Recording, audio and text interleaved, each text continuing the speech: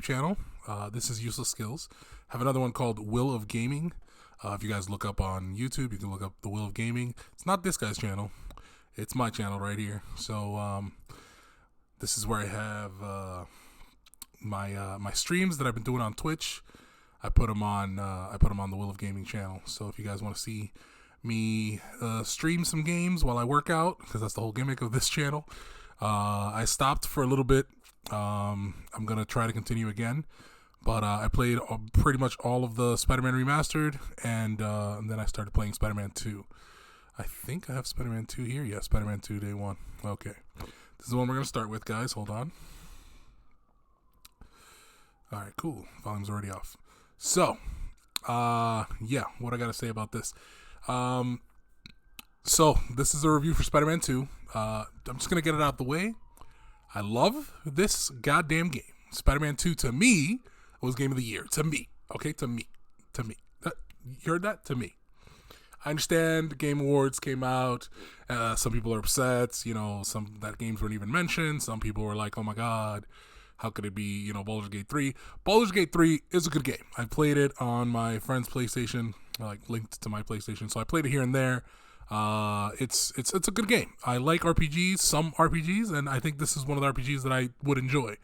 It's very D&D, so I love me some Dungeons and Dragons. So yeah. Anyway, I digress. Point is, to me, Spider-Man 2 is my game of the year, right? I've been waiting for this. I've been anticipating it, and even though Legend of Zelda Tears of the Kingdom 2, like the second one, the second installment of that story for The Legend of Zelda also came out, and it was great. I feel like Spider-Man 2, the story, I was more invested in the story, and even though, again, Tears of the Kingdom has a great story, and Baldur's Gate 3 has a great story, but Spider-Man 2, to me, Spider-Man has always been a character that's near and dear to my heart, so it's just nice to see them, you know, still do good, you know? So, anyway. By the way, this is all spoiler for the first Spider-Man. This is a recap of the first Spider-Man, so spoilers if you haven't played that. Anyway, I'm going to stick to day one, which is I barely got through most of the gameplay for the Spider-Man 2, so there's not really that many spoilers, not anything you haven't seen already. But I will talk spoilers because there are things in this Spider-Man game that, oh my god, I can't believe they added. I'm so glad they did, and holy shit, let me tell you, if you're a 90s Spider-Man fan specifically, you're going to love this Spider-Man 2 game. Yeah, you're going to love it. So, what did I love about this game so much? First of all, the fact that you can switch between Spider-Man, Peter Parker, and Miles Morales as Spider-Man, love it. Love it. Love it. Love the story, like I said. I'm going to go straight into spoilers, so if you don't want any spoilers, just know I rate this game a 5 out of 5 or 10 out of 10, whatever it is. The highest rating that I have goes to this fucking game. It's game of the year for me for this year. And, yeah, I loved it. So, thanks for coming to my TED Talk if that's all you wanted to hear. If you want to hear specifics, and again, spoilers on why I love this so much, then carry forward from here on out, all right? So, the inclusion of a bunch of Spider-Man villains that I loved, right? And they found a way to, I don't want to say do the Sinister Six in the first. Well, yeah, I guess they found a way to do the Sinister Six in the first one, like a new version of the Sinister Six in that first game. In this game, they found a way to revitalize or revamp the Venom / Green Goblin storyline. And I loved it, okay? So, spoilers, as I said before, Harry is Venom in this game. Seems pretty obvious due to the last game, but a lot of people were like, who could it be? Or that was a lot in the campaign. Like, they're like, oh, maybe it's Kraven, or no, it's Harry, which makes sense. But initially, he has a symbiote, and he doesn't, go out of control. He uses it as he has the suit. Damn, I forgot the name of the suit. But it's from the comics also. It's like it's like a superhero suit thing that I forgot. Anyway, it's a nod to the comics. But he has the suit, and he's like a hero with it, and he helps Peter and Miles out in the street. If you do like a couple missions or whatever, he'll show up and he'll help in the suit, and it's awesome. And yeah, when he finally figures out that he has the abilities or whatever, then he like throughout the story, you know, he has to they have to basically remove well, he heals Peter. Let's say he heals Peter with the Venom suit because Kraven, the fight between Peter and Kraven, which also Kraven, such a great villain, the best villain of this game, I'm gonna say is Kraven. I love Venom. I love Venom. But the best villain was definitely Kraven in this game. Yeah, so it was a thing. So Kraven stabs Peter, and then in order to save Peter, you know, Harry gives him the symbiote suit and saves him. So great. But Peter, with the powers and all this other stuff, it starts changing his, you know, attitude. It starts changing his behavior. I don't know why initially, like, they didn't explain why initially it didn't change Harry's attitude. Like, Harry was still acting, he was acting super nice. but yeah, after it went to Peter, it started corrupting him. It started making him more self-involved, more selfish, and just angrier, and then growing stronger also.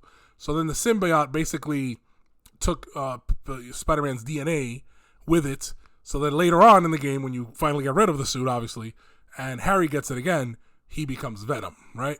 So I'm gonna say the 10 minutes, not even 10 minutes. Yeah, I guess it's like 10 minutes that you get to play as Venom were, chef kiss, delicious. I loved it. I loved when they threw missiles and you could, you know, the reason that they had the mechanic, like the things that they added to the fighting mechanic as far as like a counterattack, I didn't really understand for like Spider-Man. I'm like, Spider-Man doesn't really need a counterattack. He can just dodge. He has the spider ability or whatever. But basically the counterattack for Venom was very, very well done and powerful. And I get that they, I guess, had to show us how to use it before we got to that point, so that when the missiles come at you, you already know how to react. You know how to do a counter. But I feel like that should have been a Venom specific thing, because that's very Venom specific. Anyway, that was one of the most powerful moves in the game, really, to me, or I felt when I was Venom. Is just somebody threw a missile and I fucking absorbed it and threw it back and blew up a whole fucking section of things. I love that. I do believe, because there was no DLC mentioned with this game, like in the first game, they had like already planned DLCs. Like they had the you know, the DLC with Silver Sable and all these and Black Cat and all this other stuff. In this game, let me tell you, well, the Black Cat sequence in this game is also cool because she basically does a Doctor Strange thing and it's fucking awesome. But like, I feel like the DLC for this that they're working on, or they might be working on, and they don't want to tell nobody, is a version where you're running around the city as Venom. Like, that would be so good. So at the end, also, again, spoilers if you're still here, but they they showed Carnage, who we were fighting the entire time, but we didn't know it was Carnage because he was under a different alias. And I guess if you really follow the comics, maybe that's from the comics. I don't really know. I didn't know that was supposed to be Carnage until the very end when they revealed it. And I'm like, oh shit, it turned red. Oh, he's Carnage. So that's cool. I don't know how Watanabe is going to be able to fight Carnage, but that's going to be crazy. But yeah, I would love if like the next DLC would even be Carnage. You're able to like run through the city as Carnage. That'd be great. But yeah, like, or Carnage somehow releases or revamps Harry's symbiote, whatever, and then he's Venom, but he's like more in control of Venom or whatever. I don't know. Either way, I think because of the fact that like they worked on this section, and the other thing is like the details in this city. Like if you're roaming the city and you get to like a window of any building and you look in, stuff is happening, you know? They're very, very detailed. Like, look at this. There's graphics. I don't know if you guys see behind me, but yeah, there's traffic. There's a bunch of stuff that's happening and a bunch of little details that they added to this game that I feel if they put a Venom in there to destroy things, they just want to get that, you know, correct. I think. Like, I feel like that's why they're working. That's what they're working on, and they haven't announced it because they want to make it like perfect before, you know. And also they want it to be a surprise announcement. But I feel like they worked on designing the Venom character, making him playable, giving him the abilities that he has, you had a whole boss fight between him and Craven. That obviously Craven died, but they did all this, I think, to prove that the concept of that they can do it, so that they can put him in the world, But putting him in the world is a lot harder than putting him in certain sections of the game because, again, the destruction that he can cause is that to even what's happening right now with Sandman. It's just he can run around, destroy buildings, he can crawl on stuff, the Venom suit thing, all these things that can affect the environment. I feel like they want it to look good and do things good, so that's why maybe, hopefully, but I myself don't think that a standalone Venom game, like I know a lot of people are like, standalone Venom game. I don't think that a standalone Venom game would suffice unless they do something like the Miles Morales game, which was like a lesser story, like a not full game, maybe like 10, 20 hours or so of the actual, maybe like a 10-hour campaign of Venom doing something. That'd be cool because, again, you could just free roam as Venom and it has, no effect on the rest of the thing. And also it'd be a little bit better than DLC. So I would enjoy that more. But I really feel like just a downloadable DLC where you could just replay over and over again whatever it is or even, like I said, like if they do a Miles Morales version of Venom, that'd be great. Because then I could just replay that over and over again whenever I feel like being Venom and just destroying city or do whatever, swing around as Venom. That'd be cool. So, yes, I love the Venom section, as most people do. I want more, as most people do, but I do think that Insomniac is working to deliver more. Like I feel that is something that is happening, or else they wouldn't have given us the taste of playing as Venom. Like I don't think they would tease us like that without saying, "Hey, you're going to be able to do this more again," right? I think. So far they've done everything I wanted them to do. The open world, yes, it's still very kind of mission-y, basic. It's a basic open world, but I really like the exploration part where you can like walk around and discover the city, like discover the little you can discover the little spider tokens and all these other things. Like I think that was interesting as far as the open world goes. The combat still top notch. It's still good. It still works. They've revamped the Arkham thing, the Arkham fighting mechanic, and made it even better in this one. It flows smoother. The controls are better. Just all around great combat, really. The combat is like the best thing of this game. Besides the story, of course. What else? The story beats, really good. The voice acting, amazing. Peter just transforming into the evil or bad guy Peter, the Venom Peter. It just, his voice changed. Like as the game goes on, his attitude changing and his little voices. Just, like when he saves someone or when he, does something or whatever, he meets up with somebody in the game as Venom Peter. It's like, he's angry or whatever. Like he gives him attitude, and the voice actor for this really sold it for me. What else? I love Miles' story. It's a little bit less intense than his game.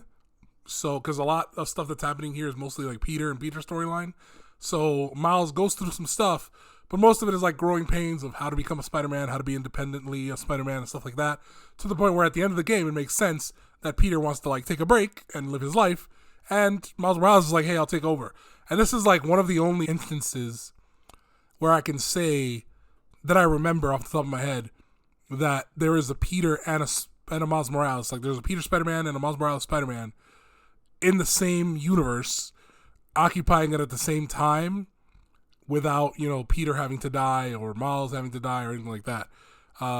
So I enjoy that. Like I enjoy him just being able to like take a back seat or whatever, even though again, at the end of the game, you still can play as Peter and all this stuff. But I guess Spider-Man 3, they also introduced Silk. So I guess it's going to be Silk, which is a female Spider-Man basically. So that's going to be interesting to play, like how she plays and stuff like that. And Miles Morales, we'll see what else they add. Again, I want to reiterate about the 90s.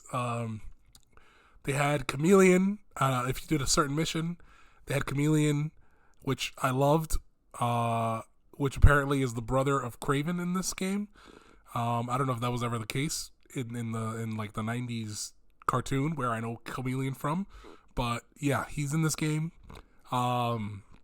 They had the Spider-Verse, the Miles, not Miles, the Miguel storyline character basically show up. Not Miguel himself, but I think like somebody that works with him or whatever for the multiverse stuff. If you collect all the spider tokens and stuff, they had the Doctor Strange show up. Wong at some point is like, thank you for the help or whatever. Peter's story is basically him growing as into a mature Spider-Man, and like the things that he had to deal with his past as far as like Harry, and I guess he still has to deal with now in the next game. Doc Ock is coming back, and now Harry Osborn is probably going to be Green Goblin, so he has to deal with that stuff. But which I didn't understand. Like, that's the other thing.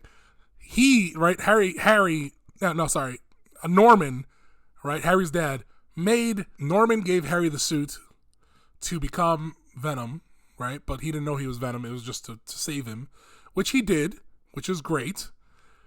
But then when he became Venom and he had him in a cage and Venom broke out and did all the stuff that he did, my guy Norman was like, to Spider-Man, to Peter, would like, yo, save him, and save him, like, don't kill him.